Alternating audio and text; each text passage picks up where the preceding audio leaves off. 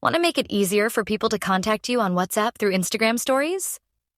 Adding a WhatsApp button to your Instagram story is a great way to let your followers reach you instantly. In this quick guide, I'll show you how to do it step by step. First, open the Instagram app on your mobile device. Head over to the Story section, then either capture a new photo or video, or upload one from your gallery. Once your content is ready, tap on the sticker icon at the top of the screen. A list of stickers will appear. Search for WhatsApp and select it from the options. Next, a new screen will open where you can select your WhatsApp phone number or add a new one.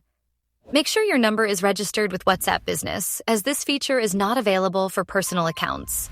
Once you've selected your number, tap Send Code to proceed. Now, verify your number using the WhatsApp Business app.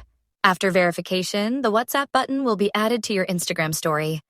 Now, when people view your story, they'll have an easy way to message you directly on WhatsApp. If this tutorial helped, be sure to like this video and subscribe for more Instagram and WhatsApp tips. Have any questions? Drop them in the comments.